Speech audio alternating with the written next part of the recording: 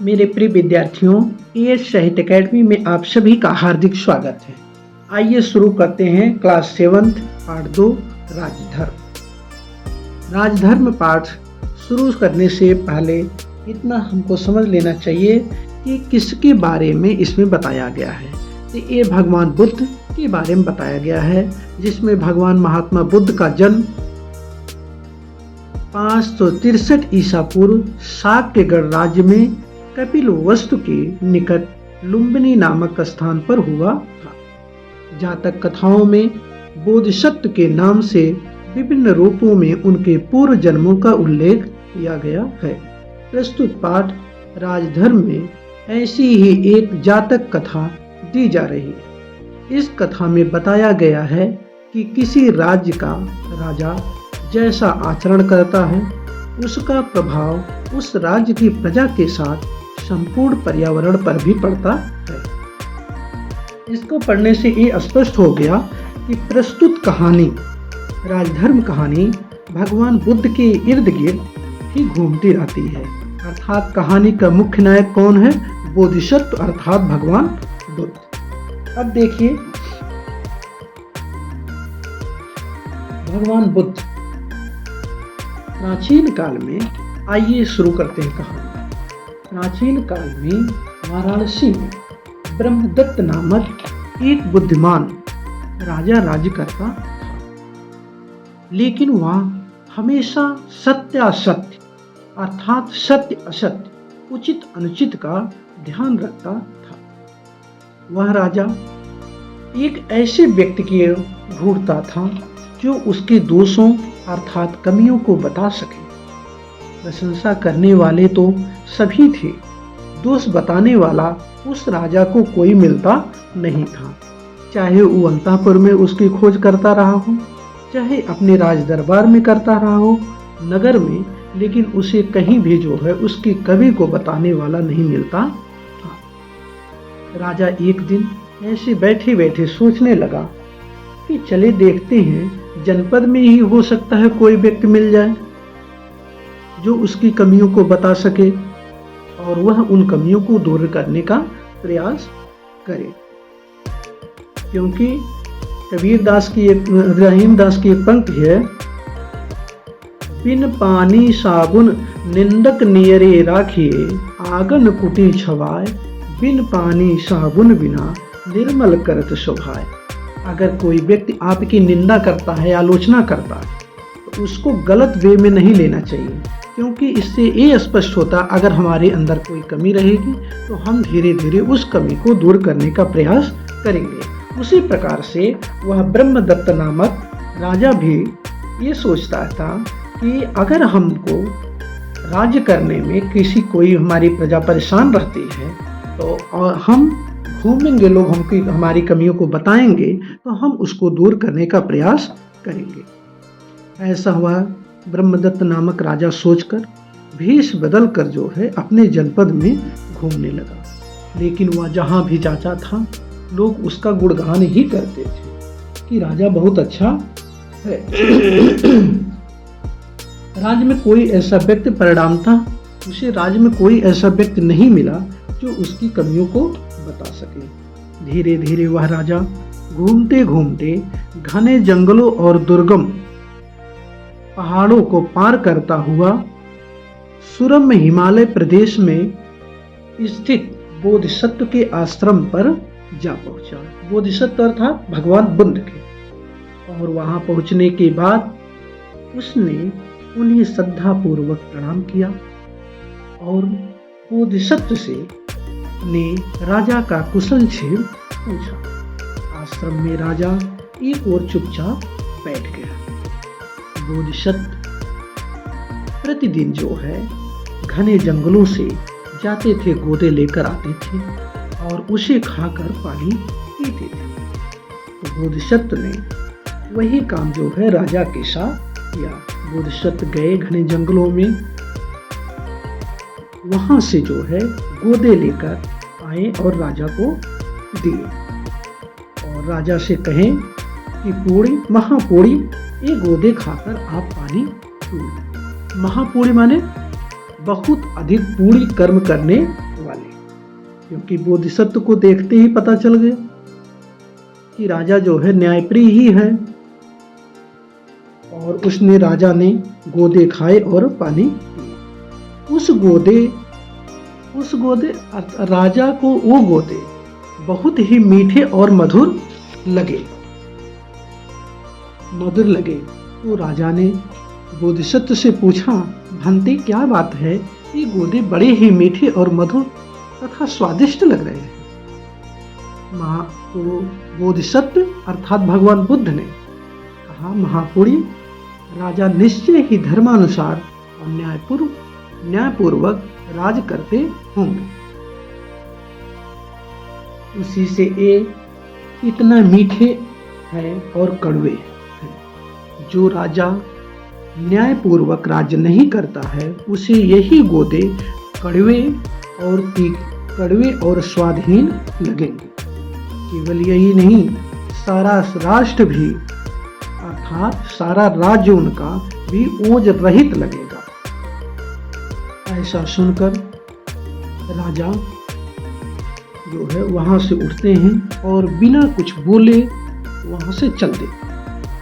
अब उनके शब्दों की परीक्षा लेने के लिए, उनके शब्दों अर्थात बोधिसत्व के शब्दों की परीक्षा लेने के लिए राजा क्या करता है, अपने राज्य में आते हैं और अन्यायपूर्ण तथा धर्म विरुद्ध राज्य करने लगते हैं। और राज्य करते हैं कुछ दिनों तक। उसके बाद पुनः बोधिसत्व के आश्रम में पहुंचते हैं। बोधिसत्व से आश्रम में पहुंचते हैं और उन्हें प्रणाम करके एक तरफ बैठ जाते हैं। पुनः बोधिसत्व जैसा अपने अन्य अतिथियों के साथ करते हैं उसी प्रकार से राजा को भी गोदे लाकर देते हैं और कहते हैं कि आप इस गोदे को खाकर पानी पी लो। लेकिन इस बार क्या होता है, सेम विपरीत होता है। वह राजा जैसे ही गोदे को खाते हैं वह गोदे राजा को अत्यंत कड़वा लगता है, तीखा लगता है। और राजा ने गोदे थूक दिया और कहा, भंते, ये सभी गोदे कड़वे हैं। तो भगवान बुद्ध ने राजा से कहा कि जरूर ही जो है वह राजा उनसे कहे नहीं, लेकिन उनसे अपने मन में भगवान बुद्ध सोचने लगे, जरूर ही ये राजा अधार्मिक और अन्यायी होगा। क्योंकि राजा के अधार्मिक और अन्यायी होने पर जंगल के फल फूल तथा सभी वस्तुएं नीरस और कड़वी हो जाती तथा स्वाद रहित हो जाती है। और तब राजा जिज्ञासावश बोधिसत्व से पूछने लगा कि ऐसा क्यों हुआ, पिछली बार जब मैं आया था तब मुझे यही गोदे मीठे लग रहे थे और इस बार मुझे ये गोदे कड़वे क्यों लग रही हैं। तो भगवान बुद्ध ने उन्हें एक दूसरे उदाहरण के माध्यम से समझाने लगे कि जब गायों के नदी में तैरते समय, क्योंकि पहले जो है सामानों का आवागमन नदियों में बैलों के ही माध्यम से होता था, गायों के नदी में तैरते समय बैल यानी नेता यानी राजा यदि टेढ़ा हो जाता है तो नेता के टेढ़ा होने पर अर्थात राजा के टेढ़ा होने पर सभी गायें अर्थात सभी प्रजा भी टेढ़ी हो जाती हैं, अर्थात मार्ग विरुद्ध जो है कार्य करने लगती हैं और अपने मूल रास्ते अर्थात अपने मुख्य कार्य के तरफ से बिगड़ जाते हैं। जैसे आप सभी लोगों के साथ कभी काल होता है कि सत्संगत जिस प्रकार की आप इसकी संगत होगी, स्वाभाविक है कुछ न कुछ प्रभाव जरूर सत्संगत का पड़ेगा। वह नेता इस प्रकार मनुष्यों में भी जो श्रेष्ठ होता है वह नेता माना जाता है। इसलिए यदि राजा कुमार्ग पर चलता है तो प्रजा भी कुमार्ग पर चलने लगती है। तो राजा बोधिसत्व की ये सब बातें सुनकर राजा को स्पष्ट हो गया कि इसका तात्पर्य यह है, अगर हमारे कर्म अच्छा रहेंगे, हम धर्मानुसार प्रजा का पालन पोषण करेंगे तो हम हमेशा सुखमय रहेंगे। बोधिसत्व से यह शिक्षा प्राप्त कर इस प्रकार बोधिसत्व से यह शिक्षा प्राप्त कर राजा ने अपना राजा होना प्रकट किया और विनय पूर्वक बोला, भंते अर्थात गुरु, मैंने ही पहले इन गोदों को मीठा कर फिर कड़वा किया, अब फिर उन्हें मीठा करूँगा और कभी उन्हें कड़वा नहीं होने दूंगा। यही मेरा संकल्प और व्रत है।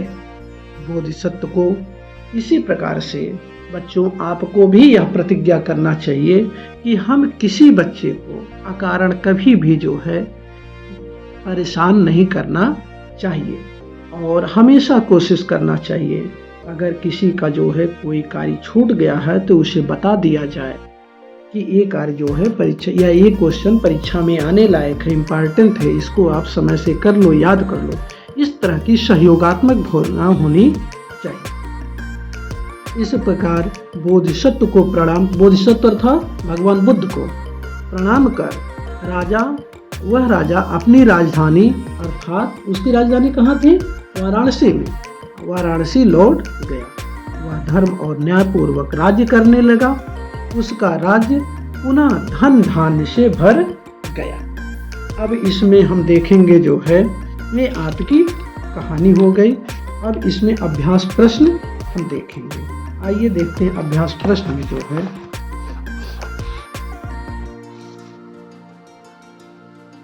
कहानी से ब्रह्मदत्त नामक राजा क्यों प्रसिद्ध था। पहला क्वेश्चन आपका है ब्रह्मदत्त नामक राजा क्यों प्रसिद्ध था। क्योंकि राजा ब्रह्मदत्त अपनी न्यायप्रियता और सुदृढ़ शासन के लिए प्रसिद्ध था। राजा ब्रह्मदत्त भेष बदलकर क्यों घूमता था। क्योंकि अब लिखेंगे उत्तर में, राजा ब्रह्मदत्त भेष बदलकर इसलिए घूमता था क्यों जिससे उसको पता चल सके, उसके दोषों को बताने वाला कोई मिले और वह अपनी कमियों को दूर कर सके। बोधिसत्व ने राजा को गोदे के मीठे और स्वादिष्ट होने का क्या कारण बताया। बताइए। बोधिसत्व ने गोदों के मीठे और स्वादिष्ट होने का कारण राजा का धार्मिक और न्यायपरायण बताया। प्रश्नोत्तर नंबर 5, राजा के धर्म विमुख होने पर राज्य दुख को प्राप्त होता है। छोड़िए यहाँ से पहला से लेकर चौथे तक। उसके बाद यहाँ देखिए प्रश्नोत्तर नंबर 2, तुलना की दृष्टि से विशेषण शब्दों की 3 अवस्थाएं होती हैं, मूलावस्था, उत्तरावस्था और उत्तमावस्था। जैसे तर में क्रमशः उत्तरावस्था, उत्तमावस्था, जैसे श्रेष्ठ, श्रेष्ठतर, श्रेष्ठतम।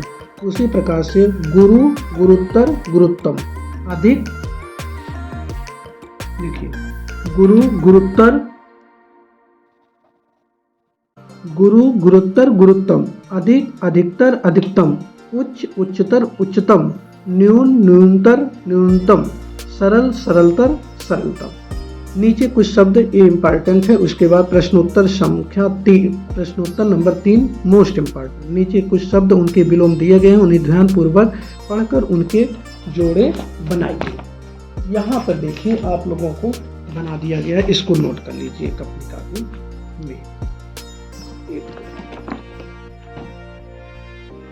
देखिए धार्मिक का अधार्मिक, एक तरफ शब्द विलोम, धार्मिक का अधार्मिक, सुगम का दुर्गम, रहित का सहित, गुण का अवगुण, सरस का नीरस, स्थूल का सूक्ष्म, विषाद का हर्ष, अवगुण का गुण। ये आपका हो गया। जब उसके बाद अगला प्रश्न देखिए, ये आपका यहाँ हो गया। यहाँ पर फिर जानिए गौतम बुद्ध ने अपना पहला उपदेश सारनाथ वाराणसी में दिया था। बौद्ध धर्म के इतिहास में इस घटना को धर्म चक्र प्रवर्तन किया नाम दिया गया है। इस घटना को जो पहला उपदेश दिए, इस घटना को धर्म चक्र प्रवर्तन कहा गया है।